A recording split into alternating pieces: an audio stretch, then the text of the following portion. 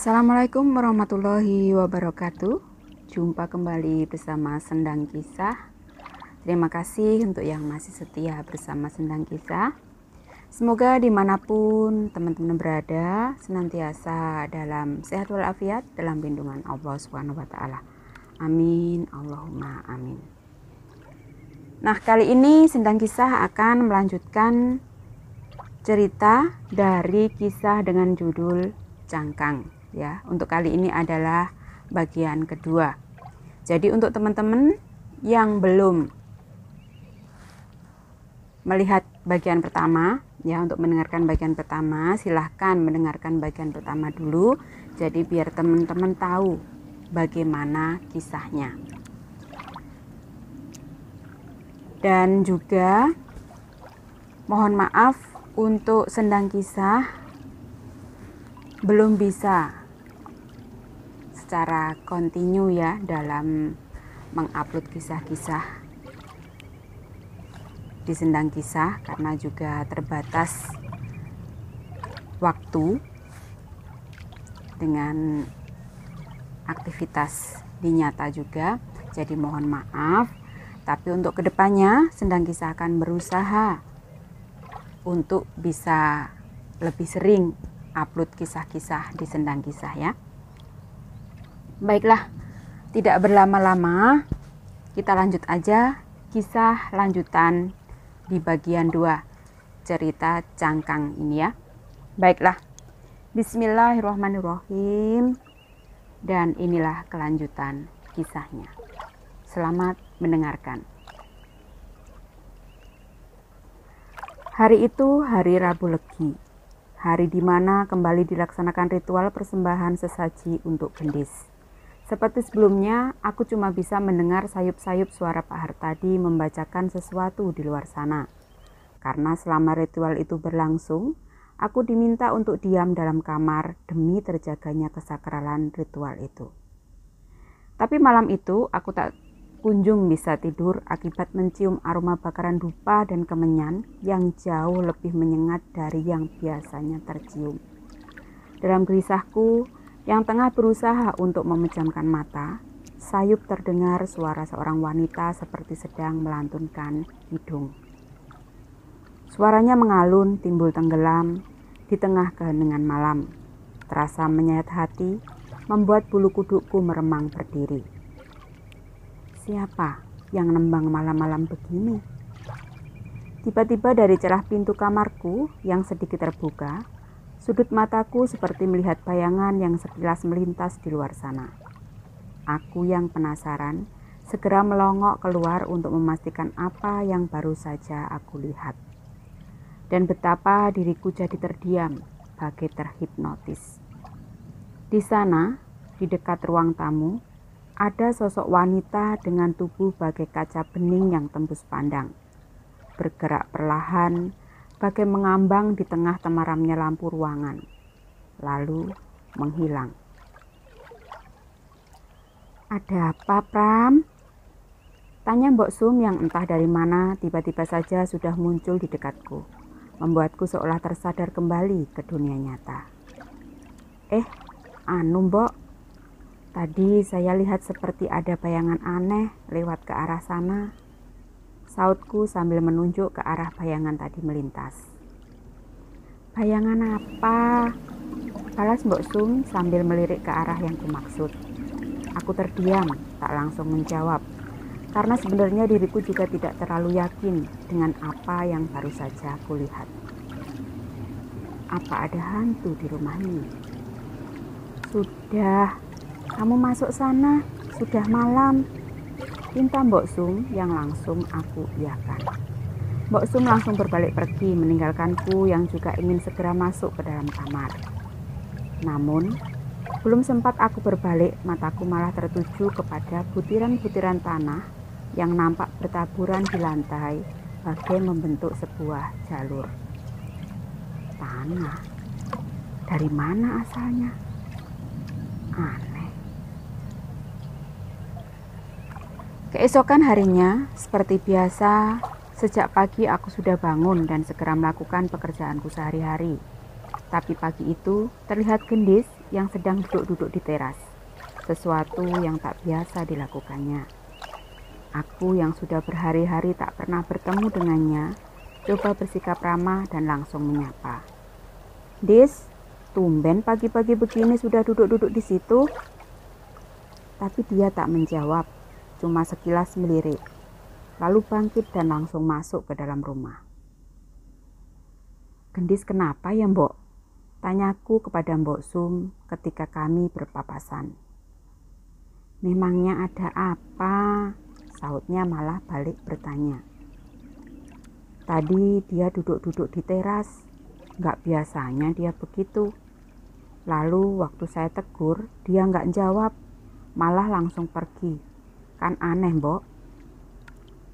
"Ah, mungkin dia lagi banyak pikiran. Sudah, kamu lanjut kerja sana, gak usah mikir yang macem-macem," balas Mbok Sum. Tadinya aku juga berpikiran begitu, tapi sikap Gendis di hari-hari berikutnya membuatku merasa ada sesuatu yang salah. Dia seolah menjaga jarak denganku. Beberapa kali dia menghindar ketika ku ajak bicara. Keakraban kami yang sudah terjalin selama ini seolah hilang begitu saja. Sedangkan Pak Hartadi nampak telah kembali seperti dulu, tenang dan berwibawa.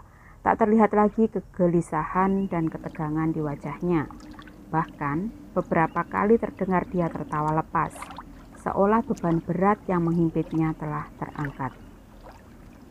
"Pram, kemari sebentar, saya mau bicara," pinta Pak Hartadi di suatu pagi ketika aku sedang menyapu halaman. "Nggih, Pak, ada apa?" "Hari ini hari Sabtu Pahing. Nanti malam saya punya rencana mau sediakan sesaji untuk kamu." "Sesaji? Untuk saya, Pak?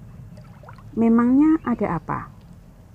"Nggak ada apa-apa, cuma kamu. Ya, cuma untuk memperingati hari wetonmu. Ini memang sudah jadi tradisi keluarga kami sejak dulu. Dan kamu sudah kami anggap seperti keluarga sendiri." "Oh, begitu.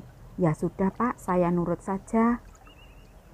Tapi nanti saya minta kamu ikut ritual juga ya." "Ritual? Ritual apa, Pak?" "Cuma ritual biasa, gak ada yang aneh-aneh. Cuma syukuran kecil-kecilan supaya kamu selalu diberi keselamatan, sehat lahir batin.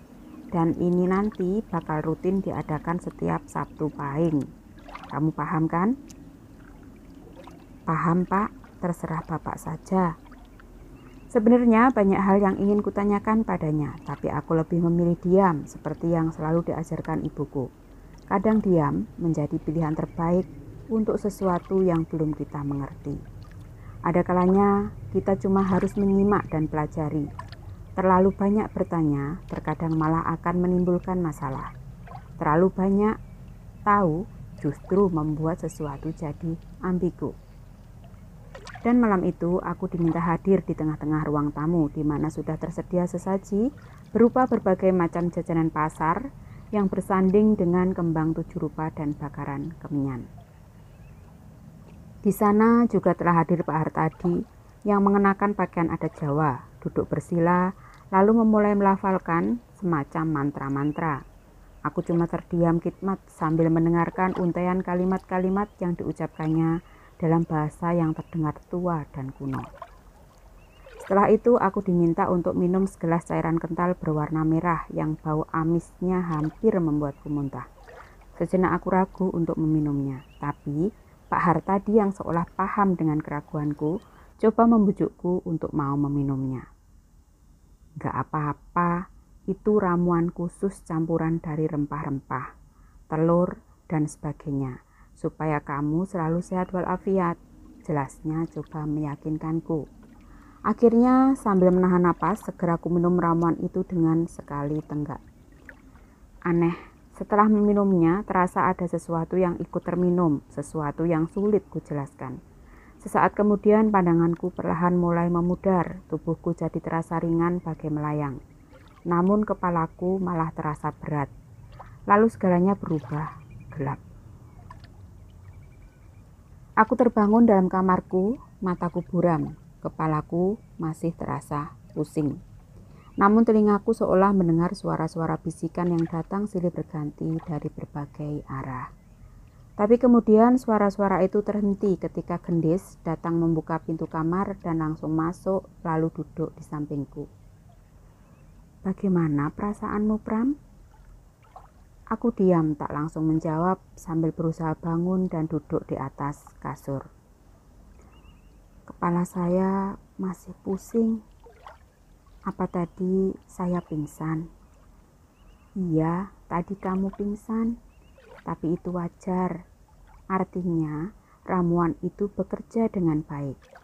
Fungsinya memang untuk membersihkan segala macam penyakit yang ada dalam tubuhmu. Saya juga minum waktu ritual Rebu Legi tempo hari. Tapi kok begitu ya? Sampai bikin pingsan segala? Tanyaku kembali. Iya, memang reaksinya seperti itu. Tapi jangan khawatir, gak apa-apa kok. Nanti kamu juga akan terbiasa. Ya sudah, Pram, kamu berbaring saja. Saya pamit dulu. Gendis lalu pergi meninggalkanku, yang jadi bingung dengan sikapnya yang berubah-ubah. Dia yang belakangan ini sempat menjauh, kini tiba-tiba kembali akrab seolah tak pernah terjadi apa-apa. Dan dia memanggilku, "Pram."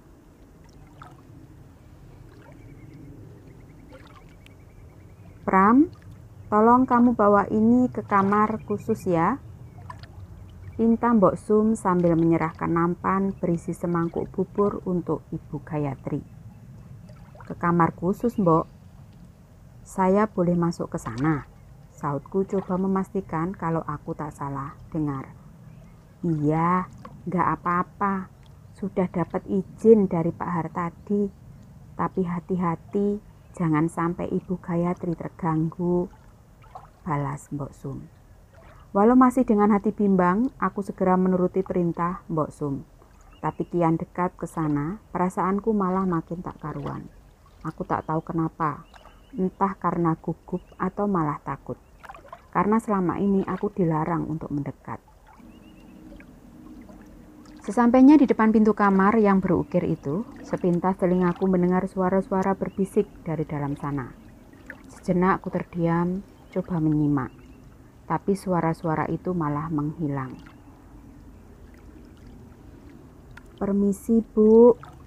Saya bawa bubur untuk Ibu," ucapku di depan pintu yang masih tertutup rapat, meminta izin untuk masuk. Namun tak ada jawaban. Akhirnya, ku beranikan diri untuk membuka pintu yang ternyata tak terkunci. Saat pintu terbuka, aroma kemenyan spontan menyeruak keluar, masuk menusuk rongga hidung, serasa tembus ke otak. Perlahan aku masuk ke dalam, melangkah hati-hati menuju meja yang ada di samping tempat tidur, sambil menyapu pandangan ke seluruh ruangan. Kamar ini terlihat berbeda dengan yang lain, suasananya pun terasa mistis dan magis. Tapi ternyata tak terlalu banyak benda yang mengisi ruangan ini. Hanya ada tempat tidur besar berhiaskan kelambu dengan sebuah meja kayu jati yang berada persis di sampingnya, dan sebuah cermin dengan bingkai berukir yang tergantung di dinding. Samar-samar nampak siluet Ibu Gayatri yang terbaring di tempat tidur, sedikit kurang jelas karena terhalang oleh kelambu yang cuma setengahnya tersingkap. Tapi baru saja kuletakkan nampan di atas meja, mataku terbelalak ketika akhirnya bisa melihat dengan jelas dari celah kelambu yang tersibak. Ibu Gayatri terbaring dengan kondisi yang amat mengenaskan. Tubuhnya kurus kering dengan kulit yang kendor, badannya yang dulu berisi, kini bagai balon yang kempes. Wajahnya cekung dengan lingkaran mata yang menghitam. Rambutnya yang dulu biasa tersanggul rapi, kini garing riap-riapan. Ya Allah, Ibu Gayatri. Mulutku spontan terucap lirih, merasa iba. Tapi ketika melihat diriku yang berdiri di dekatnya, matanya yang tadi sayu mendadak menatapku dengan pandangan nanar. Bibirnya yang kering pecah-pecah perlahan terbuka berusaha untuk bicara. Tangannya yang kini kurus dipenuhi urat-urat biru menonjol, menggapai lemah seperti memintaku untuk lebih mendekat. Sejenak aku ragu, tapi batinku berkata kalau ada sesuatu yang ingin disampaikannya. Akhirnya aku beranikan diri untuk bersimpuh di samping ranjang, mendekatkan telingaku, siap mendengarkan apa yang ingin diucapkannya.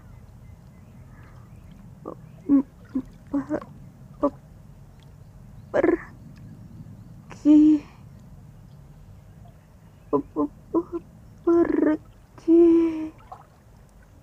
Dia berkata terputus-putus dengan hembusan napas yang lemah, hingga aku tak mampu menangkap dengan jelas apa yang baru saja diucapkannya.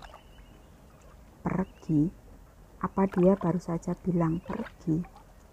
Apa dia tak suka dengan kehadiranku di kamar ini? Tapi ketika diriku masih menerka-nerka, terdengar suara gendis yang sudah berdiri di belakangku. Pram, kamu sedang apa? Aku spontan menoleh. Gak apa-apa, Dis. Tadi saya diminta Mbok Sum bawa bubur ke sini. Lalu tadi Ibu Gayatri seperti mau bicara, tapi kurang jelas. Ucapku lalu bangkit, kemudian mundur selangkah. Namun wajah Ibu Gayatri malah jadi ketakutan saat gendis mendekatinya, lalu duduk di atas ranjang, persis di sampingnya. Ya sudah, sekarang saya mau mengganti pakaian ibu dulu. Kamu lebih baik keluar saja, pinta gendis sambil memandang ke arah Ibu Gayatri yang terlihat makin ketakutan. Mbok, sebenarnya Ibu Gayatri itu sakit apa ya? Badannya kok sampai kurus kering begitu? Ucapku memberanikan diri bertanya sesaat setelah kembali ke dapur. Mendengar pertanyaanku, wajah Mbok Sum nampak berubah. Dia terlihat tak senang. Sudah, Pram, kamu gak perlu banyak tanya. Nanti kalau sampai Pak Harta didengar, beliau bisa marah loh. Balas Mbok Sum mengingatkan. Maaf, Mbok, sautku spontan menunduk. Tugas kita di sini untuk kerja, melayani keluarga ini, jadi gak perlu banyak tanya. Tambahnya lagi sedikit ketus. Aku mengangguk mengiyakan, sedikit jadi tak enak dapat teguran seperti itu. Tapi tetap saja batinku masih dipenuhi pertanyaan tentang apa yang sebenarnya menimpa Ibu Gayatri. Andai saja tadi aku tak melihat kondisi beliau, mungkin aku tak terlalu risau. Tapi setelah tahu betapa kondisinya begitu menyedihkan, rasanya tak salah kalau aku bertanya-tanya mengapa beliau dibiarkan begitu saja tanpa mendapatkan pengobatan yang layak. Sejak hari itu beberapa kali aku diperbolehkan kembali masuk ke kamar itu untuk berbagai macam keperluan. Dan seperti saat sebelumnya, Ibu Gayatri seperti selalu berusaha menyampaikan sesuatu dalam kondisinya yang kian payah. Tapi setelah kesekian kalinya Ibu Gayatri sudah tak mampu lagi bergerak atau bahkan hanya untuk sekedar membuka mulut. Dia cuma bisa diam sambil menatap diriku dengan matanya yang kian sayu. Tanpa terasa situasi itu terus berlanjut. Hingga akhirnya datang kabar duka. Ibu Gayatri meninggal dunia. Seisi rumah berkabung dengan kepergiannya. Aku bahkan merasakan kehilangan yang sama seperti saat ibuku meninggal dulu. Proses pemakaman pun kembali dilaksanakan secara tertutup. Hanya beberapa orang saja yang nampak menghadiri proses pemakaman sekaligus membantunya hingga selesai. Jenazah Ibu Gayatri dimakamkan di samping makam almarhum Mas Putra yang berjajar rapi di samping makam mendiang Raden Mas Joyodiningrat dan Gusti Ayu Probowati. Sebenarnya ada satu makam lagi yang juga berada di situ. Satu makam dengan nisan tanpa nama dan terlihat jauh lebih tua dari makam yang lain. Dulu aku sempat menanyakan perihal makam tersebut kepada Mbok Sum dan dia cuma menjawab kalau itu adalah makam dari kerabat Raden Mas Joyodiningrat. Tapi setelah 7 hari kematian Ibu Gayatri, suasana rumah kembali normal seperti sedia kala. Tak lagi nampak wajah-wajah sedih dan murung. Seolah-olah tak pernah terjadi apa-apa di rumah ini. Aku protes, tapi cuma berani dalam hati. Jujur saja aku tak suka dengan sikap mereka itu. Ini yang meninggal Ibu Gayatri. Dia ratu di rumah ini. Semestinya mereka berkabung lebih lama ketimbang saat Mas Putra yang cuma anak angkat itu meninggal dulu. Aku yang pernah merasakan betapa hancurnya hati ketika dulu ibuku wafat, jadi tak rela dengan situasi seperti ini. Tapi aku yang sadar diri dengan posisiku di rumah ini, akhirnya cuma bisa menyimpan rasa kecewa itu dalam hati. Hingga tiba hari wetonku. Hari di mana aku harus kembali mengikuti ritual yang dilakukan bersamaan dengan persembahan sesaji. Dan hari itu pula aku ketahui kalau ternyata Pak Hartadi juga memiliki hari weton yang sama. Terlalu janggal untuk dianggap sebagai sebuah kebetulan belaka. Kini aku kembali duduk khidmat di hadapan persembahan sesaji sambil mendengarkan Pak Hartadi yang mulai merapalkan mantra-mantranya. Minum ini, pinta Pak Hartadi yang langsung membuyarkan lamunanku. Sejenak aku ragu, teringat kembali efek dari ramuan itu yang mampu membuatku tak sadarkan diri. Tapi coba ku tepis semua prasangka buruk, sebab walaupun mampu membuatku pingsan, tak ada efek lainnya yang perlu dikhawatirkan.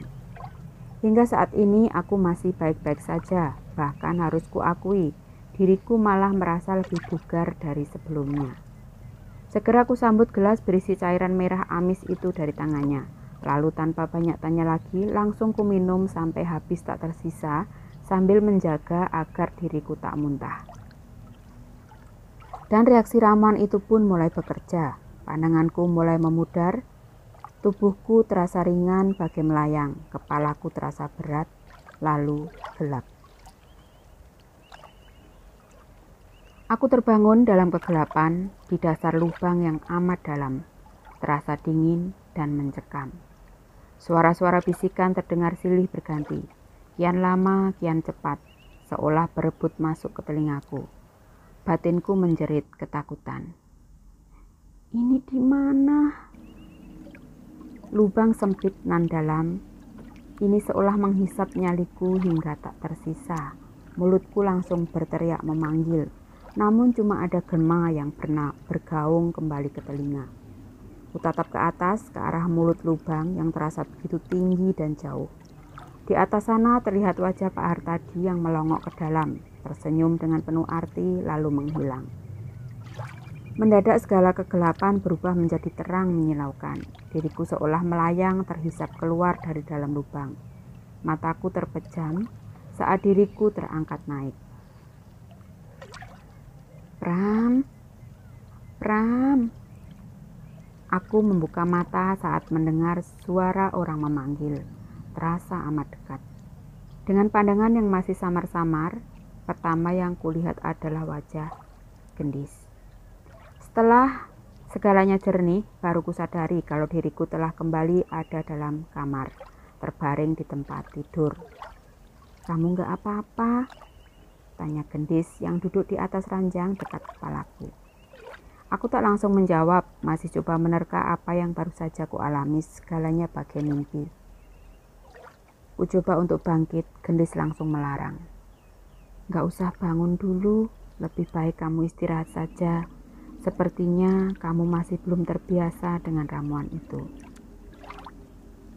Aku cuma balas mengangguk, lalu kembali merebahkan kepalaku di atas bantal. Gendis langsung pergi meninggalkanku yang kembali terpejam dan perlahan tertidur. Namun sejak hari itu aku dilarang untuk bekerja, bahkan aku tak diperbolehkan untuk melakukan apa-apa. Aku cuma diminta untuk berdiam diri di dalam kamar, hanya boleh keluar untuk mandi atau buang air saja. Jelas aku bingung dan langsung protes, kenapa aku dikurung seperti ini, apa salahku. Tapi Mbok Sum justru menyampaikan sesuatu yang langsung membuatku seolah terbang ke langit ketujuh. Kamu gak salah apa-apa. Ini bukan hukuman. Malah seharusnya kamu bangga karena ini adalah tahapan akhir sebelum kamu dinobatkan sebagai anggota keluarga ini. Hah? Yang bener, Mbok? Apa saya nggak salah dengar? Enggak, kamu nggak salah dengar. Setelah kemarin kamu selesai melalui 2 kali ritual, akhirnya Pak Hartadi mantap untuk menerimamu, Pak. Sama seperti Gendis. Dia juga telah selesai melalui semua tahapan ritualnya. Sekarang, kamu cuma harus menunggu sampai tiba hari wetonmu yang berikutnya. Lalu kamu akan menjalani ritual yang terakhir sebagai syarat penobatan. Jelas Mbok Sum lagi. Astaga, aku? Jadi bagian keluarga ini? Sulit dipercaya. Tapi Mbok Sum membuktikan ucapannya. Dia benar, dia tak terasa seperti hukuman. Karena selama dipingit, aku diperlakukan dengan sangat istimewa, layaknya seorang raja. Berbagai macam makanan dan minuman silih berganti berdatangan ke dalam kamar. Namun bukan Mbok Sum yang mengantarkannya, tapi Gendis. Selama berhari-hari dengan telaten bagi seorang pelayan, Gendis itu selalu menyediakan segala keperluanku, hingga membuatku jadi sedikit sungkan. Tapi dia bilang kalau dia tak keberatan, semua itu memang sengaja dilakukannya dengan alasan sebagai ungkapan perhatiannya terhadapku, yang sudah dianggapnya seperti keluarganya sendiri. Namun malah terdengar kabar kalau Pak Hartadi jatuh sakit. Tapi aku tak bisa menjenguknya, selain karena katanya beliau tidak ingin diganggu, aku pun belum boleh keluar kamar. Beberapa kali kutanyakan tentang keadaan Pak Hartadi kepada Gendis, dan dia bilang kalau beliau baik-baik saja, cuma butuh istirahat. Di beberapa malam, Mbok Sum memintaku untuk mandi kembang. Aku yang tak paham apa maksudnya, kembali memberanikan diri untuk bertanya. Dia beralasan bahwa semua itu dilakukan untuk membersihkan diriku dari segala pengaruh buruk, agar aku layak untuk menjadi bagian dari keluarga ini. Segala perlakuan istimewa itu terus kuterima selama berhari-hari, tapi aku yang kian jenuh terus berada di dalam kamar, sempat meminta izin kepada Mbok Sum agar setidaknya sesekali dibolehkan untuk keluar. Tapi dia tetap melarang. Namun aku yang tak terbiasa berdiam diri lama-lama, akhirnya malah jadi merasa tersiksa. Hantaran makanan dan minuman yang berlimpah serasa tak berarti lagi. Lalu entah di hari yang keberapa, timbul niatku untuk menyelinap keluar kamar saat malam hari, di mana tak ada seorang pun yang bakal melihat. Bukan untuk apa-apa, tapi hanya untuk sekedar mengganti suasana demi mengusir rasa bosan. Aku cuma mau berdiri di halaman sambil menghirup udara segar. Dan akhirnya sesuai rencana, saat malam telah larut, setelah yakin dengan situasinya, aku siap menyelinap keluar kamar. Tapi baru saja aku membuka pintu dan melangkahkan satu kaki keluar, terinjak sesuatu yang terasa kasar, serasa ngeres. Terlihat banyak butiran-butiran tanah bertaburan persis di depan pintu kamarku. Tanah ini lagi, dari mana asalnya? Aku penasaran, karena segalanya sama persis seperti yang pernah kutemui dulu. Tanah itu bertaburan bagai membentuk sebuah jalur, dan kali ini aku ingin tahu kemana jalur itu menuju. Perlahan sambil mengendap-endap kutelusuri jalur taburan tanah itu mulai dari depan pintu kamarku, terus melewati ruang tamu, hingga akhirnya terhenti pada sebuah kamar dengan pintu berukir. Kamar khusus.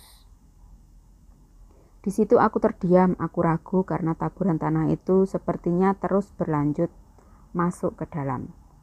Aku tak berani masuk. Aku kecewa, rasa penasaran ini tak terobati, tapi situasi yang tak memungkinkan membuatku memutuskan untuk kembali ke rencana awal, pergi keluar, menghirup udara segar di halaman. Tapi baru saja aku berbalik, aku tersentak mundur ketika melihat Mbok Sum yang lagi-lagi telah berdiri di belakangku. Mau kemana? Kenapa keluar kamar? Tanya wanita itu dengan nada sedikit marah.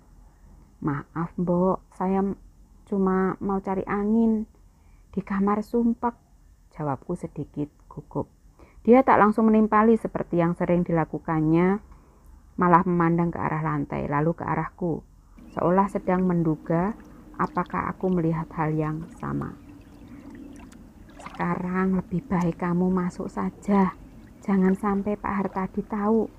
Bisa-bisa dia marah lalu berubah pikiran. Perintahnya tegas. Aku tak berani membantah, langsung kembali menuju kamarku sambil terus memandangi taburan tanah misterius itu. Hingga beberapa hari berikutnya, setiap malam saat aku membuka pintu dan melongok, taburan tanah itu selalu ada di sana dan hilang ketika pagi. Namun, aku tak pernah tahu apa maksudnya. Semuanya masih berupa misteri tak terjawab. Dan akhirnya cerita pun bersambung.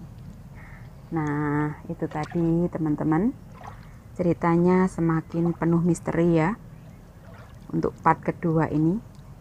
Gimana menurut teman-teman? Jika teman-teman suka dengan ceritanya, jangan lupa ya, like, komen, juga subscribe-nya. Terima kasih untuk yang sudah dan selalu bergabung bersama Sendang Kisah ya. Mohon maaf bila dalam saya membawakan cerita ini banyak sekali kekurangannya.